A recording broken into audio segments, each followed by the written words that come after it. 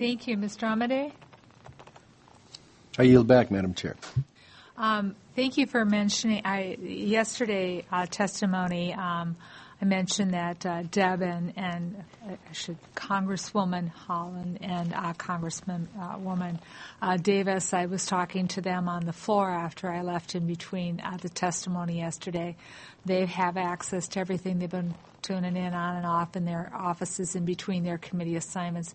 And I couldn't be more excited. I couldn't be happier than to have their voices at the table. And Ms. Holland's role as the new co-chair of the Native American Caucus, as I stepped aside for that great honor of having her have that, is just absolutely amazing. So their voices are going to be very involved as we put this together. So thank you.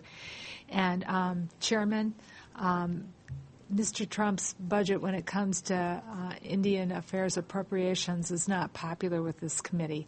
And so you have, last time, and unless he, gives us an A-plus budget this time for tribal affairs, you will see the House step forward and do everything that we can to do right by our Native American brothers and sisters.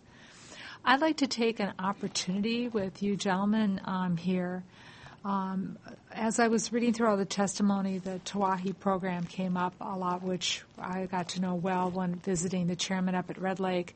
And it deals with, an integration of many things. And other tribes are saying they would like to have a pilot or they'd like to do something similar.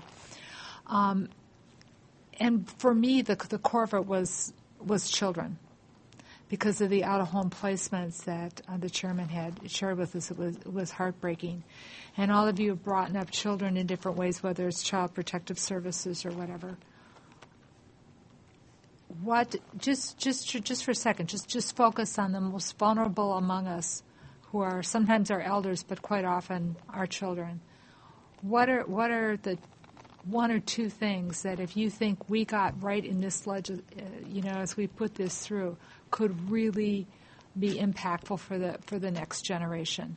We have to work on the generations here and their healing and their job opportunities, but all of us want to get it right for the next generation. Any top priorities within the child protection area? If I may, just for a minute, just to kind of elaborate on our Child Protective Services, which is within our Indian Child Welfare Department. So our department is in dire need. Our department is understaffed, and we have just so much need there. So, so with an increased funding amount, we can get a larger staff. We can also increase the number of the capacity for foster care and other things, so we don't have to. So our children can be surrounded by relatives and family, that they don't have to be, separated from them or anything like that, because that's what is desperately right. It increases to that. It just adds to the trauma that's already there. Just real quickly, I had the pleasure of testifying on Heidi Heikamp's bill for the Child Commission, and so I would say that getting that fully functioning and up and running and accountable back to you to give reports across the spectrum. The challenge for Indian children is that our funding is piecemealed across budgets. And so the intent of the Child Commission was to get a good picture of the state of Indian affairs as it relates to our kids, our future generation. So I'd say bringing that back and asking for accountability and reports back from that committee.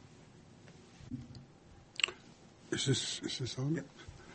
Yep. My answer to that is, I know you talked about a Tawahi initiative. The Tawahi initiative, we have courts. But what helps for the Tawahi is the parents. They get their kids back. They get the families get back together after they lost their children. But what really helps is to continue to fund these programs that helps our Native children. Because the other thing is the court system. We need immediate family to be considered to take the kids, when they take the kids away from them, the grandparents, the immediate family should get them instead of sending them out to non-Native families for the kids, because our kids are very important in our nation, our Indian country, because they're our next generation. And someday they'll be sitting here talking to your replacements or whoever comes there. And the education is very important, to educate our youths, to understand. And also the culture we have, they got to understand our culture. They got to speak our language. And all that, because everything's important on this table here for our families, all the way to older elders, women, men, the younger generation that's coming. All these initiatives that we need, we got to protect our children. Children are very important to everyone. Thank you for the question, Madam Chair. At Standing Rock, we have the benefit of having this state border of North Dakota and South Dakota straddle our reservation. And there is a stark difference in the access to quality health care that the expansion of the Medicare program has had. For instance, in North Dakota, where the state has elected to expand Medicaid, you see children having greater access to basic services such as dental care and including mental health care. So, and South Dakota has yet to embrace that, and there is definitely a difference. So certainly we have IHS to provide health care services on the reservation, but to have that extra resource for our families and for our children to tap into certainly enhances that care. Thank you, gentlemen. Thank you for your thoughtful testimony. Which, Mr. Amade, would you like to introduce the next set, and I'll help you out. It's Anishinaabe. Well, with that offer, Madam Chair, I would respectfully decline because I don't want these people to hate me for not doing the job of that. They will not hate you. I used to go fishing around Fort Peck. So the next panel, you can do it. Yeah, this looks pretty good. Go ahead. For the next panel, Tribal Government and Human Resources, Mr. Chairman Azure. I'm Amadeli, too, so come on up. Chief William Harris. I like the last three. Sorry about that, Mr. Chairman. Chairman Luke Duncan and Secretary Casey Mitchell. Madam Chair, I would like to, since you asked me to do this, I would like to yield back to you to correctly pronounce the names of the tribes, please, since you're the leader of the band here. Thank you, and I yield back.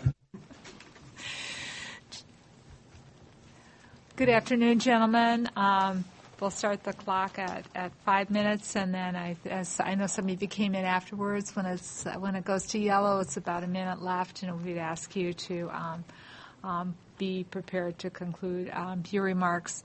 Welcome, and we'll start out with the chairman of the Anishinaabe Sioux Tribes of the Fort Peck Reservation. Assiniboine Sioux Tribes. Oh, I'm sorry. You're right, and I'm wrong.